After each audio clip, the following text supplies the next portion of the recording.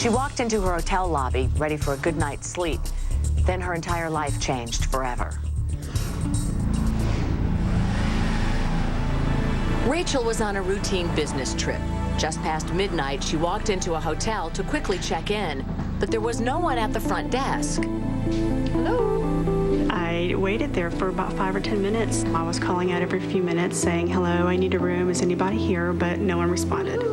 What Rachel didn't know was that less than an hour earlier, 3 gunmen had robbed the hotel, shot the front desk clerk, and fled. I waited there for about 5 or 10 minutes, so I called my husband for advice. Nearly 1,500 miles away, her husband had just started his shift as a police officer in Cedar Park, Texas.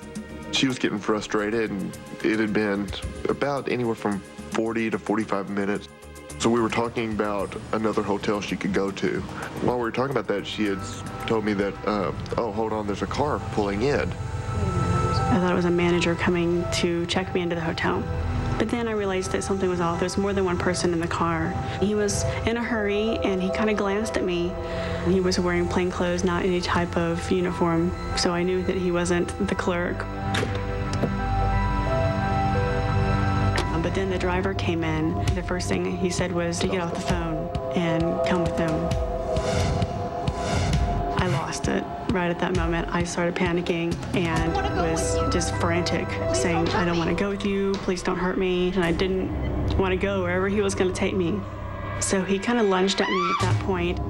Rachel! And that's when I heard a sharp thunk and the phone went dead. The last thing I heard was her scream, and I've never heard her scream like that before. There's no way to describe that scream except sheer terror. Yes, I need to be put through to 911 in Troy, Michigan. I was really scared. I didn't know what was happening. I didn't know if I'd ever see my wife again. He took my cell phone and he threw it across the lobby.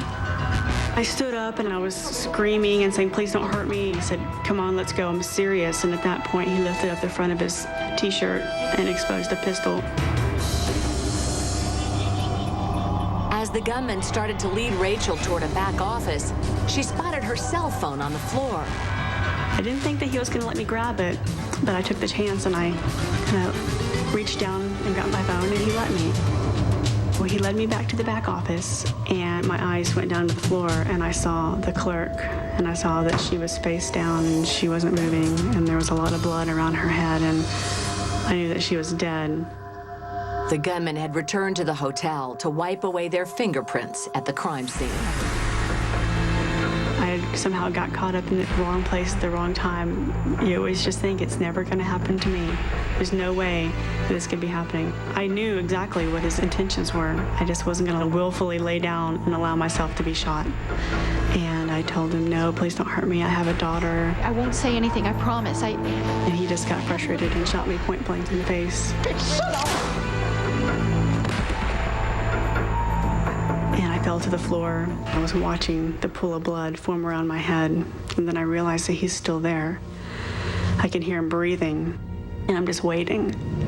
And I realized that I'm waiting for him to shoot me again because I know that he knows that I'm still alive. As the gunman was poised to pull the trigger again, Rachel wondered how she was ever going to escape with her life.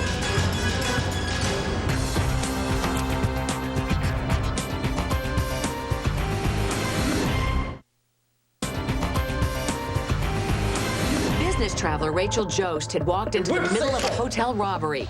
The front desk clerk was already dead. Now the gunman had shot Rachel, and he was about to fire again. He could see my breathing. He could see my eyes moving. He knew that I was still alive. So there was a 5 or 10 seconds where I was just laying there thinking, he's gonna kill me. He's gonna shoot me again, and it's gonna be over. Rachel knew her best chance at surviving was to play dead, but she was too afraid to hold her breath.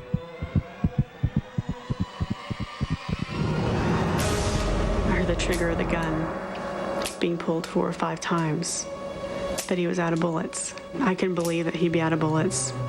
I thought, who has 1 bullet in their gun?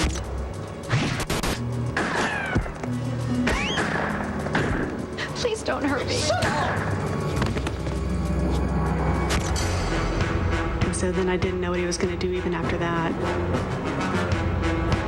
So then I tried to stop my eyes from fluttering, and I tried to control my breathing because I know he's still there. But I waited, and I still was pretending to be dead. And I heard him leave. I heard him go out the office, and he just left. I knew that I'd been shot. I didn't know that I was shot in the face. I thought that I was shot in the head somewhere. I was bleeding a lot. So I was laying there, and I said, I don't know if this guy's coming back. I don't know, how much longer I have to live. Rachel was in severe pain, but she knew she had to get out. So I got up, fumbled with the lock to get out of the office. And the lobby was to my left, so I ran to my right. I immediately called my husband and told him that I'd been shot. Honey, they shot me! She was screaming that they shot her, they're coming back to kill me. I was trying to calm her down and tell her to try to find a safe place. I think they're coming back to kill me. I found a stairwell, and I ran up to the third floor of the hotel. Oh, God. I lost connection with my husband sometime in that journey up to the third floor. Oh, God. Rachel was desperate to escape and terrified the killers were looking for her. When I got to the third floor, I was looking for a place to hide. And I found that entrance to the elevator was deep enough for me to step into it, and so I called 911 from there. I need help, please. Somebody send an ambulance. I've been shot. Oh, please hurry. Eventually, they told me the police were downstairs, and so I disconnected from them and ran downstairs when I saw the police officers, and the ambulance was pretty much waiting for me when I got out, and I knew that I was going to live. I knew that I was going to be okay. The entrance wound is here on the left-hand side of my face, and it came in at an angle because I had turned my head. And that turning of my head allowed the bullet to take this path that missed every vital part of my face. It went through my sinus cavity, missing my nose, my eyes, my ears, my mouth. It missed everything. It just went through my sinus cavity. Rachel's situation was truly a nightmare. If you should find yourself in a similar position, experts say that playing dead, as Rachel did, may be your best option for survival.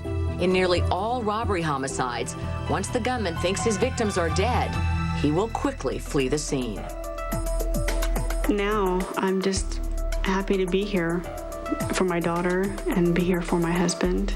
As everybody says, I must be here for a reason. Maybe that's it. As for the man who shot her, well, he was taped by the hotel's security camera. Turned out to be a former employee of the month at the hotel. Rachel testified against him and the other criminals. They're now serving life sentences without the possibility of parole. Next, a group of fifth graders is in a speeding car and the driver is unconscious. Oh, my God. They're headed for a busy intersection. It's outside. Please hurry. We're very scared. What should you do? Then, watch this amazing video as a snowmobiler is swept away by a roaring avalanche and buried alive. Will rescuers find him before it's too late? I was afraid that we couldn't dig down far enough to him. What should you do?